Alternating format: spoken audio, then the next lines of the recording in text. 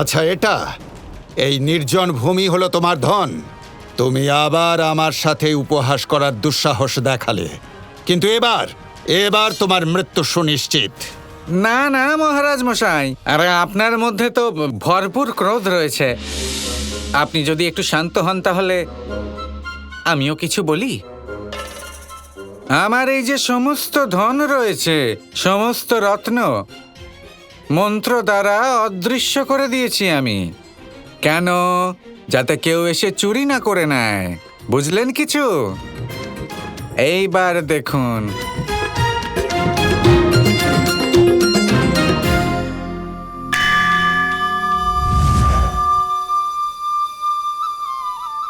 এই দেখুন আমার রত্ন।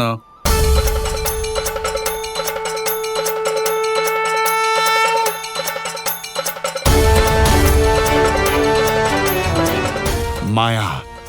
এসব কোনো মায়া নয় তো? আপনার কাছে মায়া হতে পারে, আমার জন্য তো এগুলো আমার ধন, আমার রত্ন, এগুলো আমার আসল সম্পত্তি।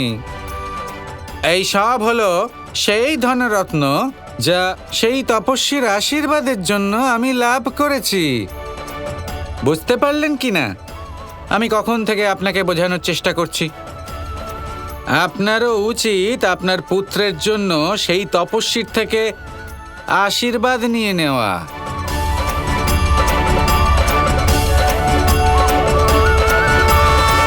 ক্ষমা করো, আমাকে ক্ষমা করো, কারণ আমি তোমাকে অবিশ্বাস করেছি ব্যবসায়ী।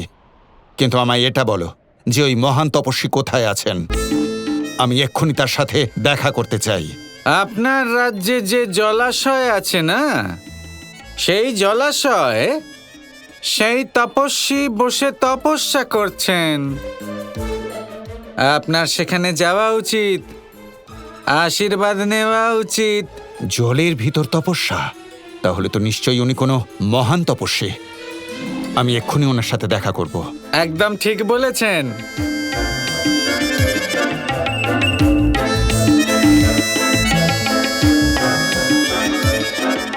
মহাদেব, আপনি হঠকারিতা করছেন, কিন্তু আমার থেকে বড় হঠকারী কেউ নেই, আপনিও নয়।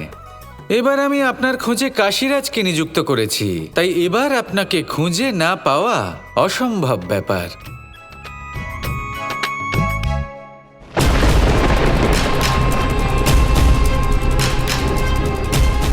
শনিদেব তো আমাকে নিজের সাথে নিয়ে যেতেও অস্বীকার করলেন। এবার আমি কি করব? আরে কি ব্যাপার? দ্বারকার যুবরাজ শাম্ব, আমার পুত্র, এখানে এই বনে, আর তাও একা। বাবা, আপনি এখানে? আমি তো এই শিকার করতে বেরিয়েছিলাম। বাহ, ভালো লাগলো এটা জেনে যে তুমি একা কিছু করতে পারো। এমনিতে তোমার যোগ্যতা নিয়ে আমার একটু আধটু সন্দেহ আছে, তাও আমি চাই তুমি আমাকে সাহায্য করো শাম্ব।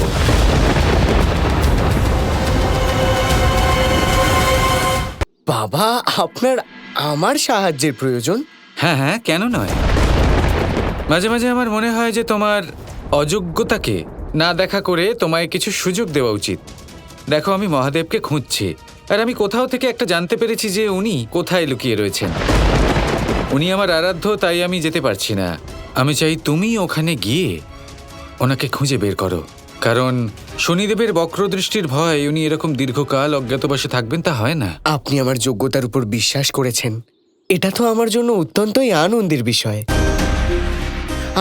আপনি চিন্তা করবেন না, আমি মহাদেবকে অবশ্যই খুঁজব। কিন্তু উনি এখন কোথায়?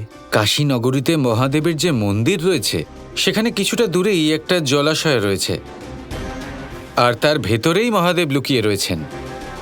কিন্তু হ্যাঁ, মনে রেখো শাম্ব, এই রহস্য যেন কেউ না জানতে পারে। হ্যাঁ হ্যাঁ হ্যাঁ বাবা, আমি এখনই কাশীনগরের ওই মহাদেবের মন্দিরের দিকে রওনা দিচ্ছি। হ্যাঁ, নিজের যোগ্যতা প্রমাণ করার এটাই একমাত্র উপায় রয়েছে তোমার কাছে। নিরাশ করো না। অবশ্যই বাবা।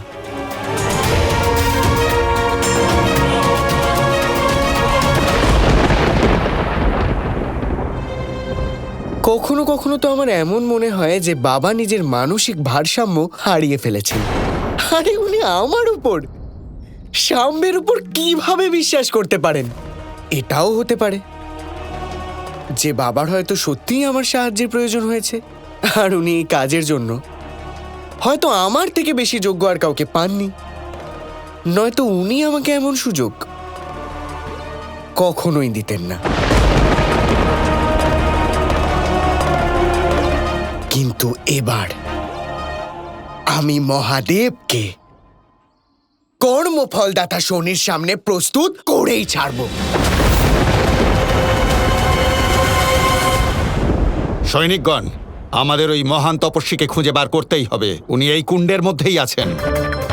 যাও আর খোঁজো ওনাকে।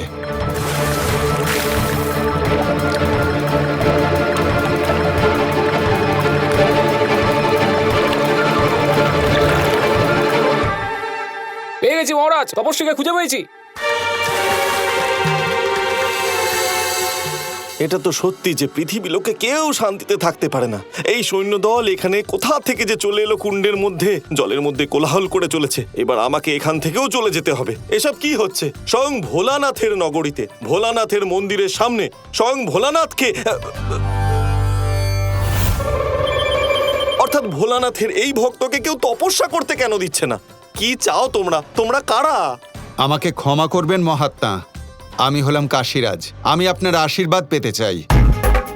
রাজন, আশীর্বাদ লাভের জন্য আপনি আমার তপস্যা ভঙ্গ করলেন। মহাত্মা, আমি হলাম এই স্থানের রাজা, অর্থাৎ যে স্থানে আপনি তপস্যা করছিলেন তা হলো আমারই ভূমি। আমাকে ক্ষমা করুন মহাত্মা, আমি শুধু আপনার আশীর্বাদই চাই। আমি একটা অত্যন্ত গুপ্ত তপস্যা করছিলাম আর আপনি তা ভঙ্গ করে দিলেন। আমি এই মুহূর্তে কাউকে কোনো আশীর্বাদ দিতে পারবো না। আর হ্যাঁ, আপনার এই দেশ, আপনার এই স্থানের ব্যাপারে বলি, আমি এখান থেকে দূরে কোথাও চলে যাব। না না মহাত্মা, এমন কাজ করবেন না। কিছু না হোক, আমার পুত্রকে শিকারে সফল হবার আশীর্বাদটুকু করে যান। সব তরমুজ তো শেষ হয়ে গেছে, এবার আমি কি খাবো? রাজন, আমি আপনাকে আশীর্বাদ করতে পারি, কিন্তু তাতে একটা শর্ত আছে। আপনাকে আশীর্বাদের মূল্য দিতে হবে। কেমন মূল্য তপস্বী? আমি আপনাকে আশীর্বাদ দিলে আপনি আমাকে 2টো তরমুজ দেবেন। অবশ্যই।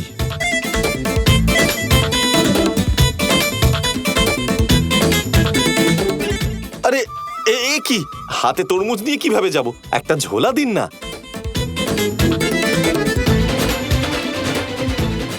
ধন্যবাদ দাদা। আমি আপনাকে আশীর্বাদ করছি যে আপনার পুত্র যে কাজ করুক না কেন তাতে সে সাফল্য লাভ করবে। তথাস্তু।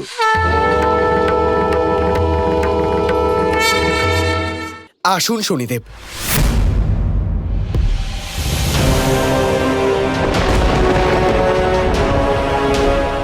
শাম্বো, আমি তোমাকে বলেছিলাম যে আমার কার্যে বাধা দিতে যেও না।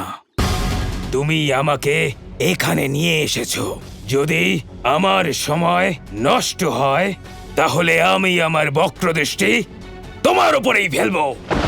না না না শনিদেব, আমি আপনার কাজে বাধা দেওয়ার জন্য আপনাকে এখানে আনিনি, বরং আমি তো আপনাকে সাহায্য করছি।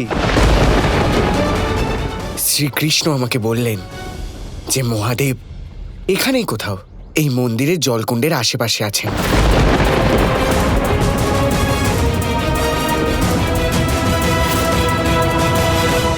তাহলে আপনি এখানে আছেন মহাদেব, আর এখান থেকেও প্রস্থান করতে চলেছেন।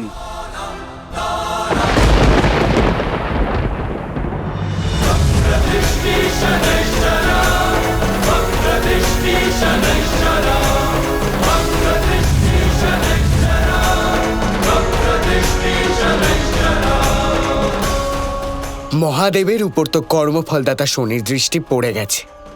এবার আপনার পালা দ্বারকাধীশ।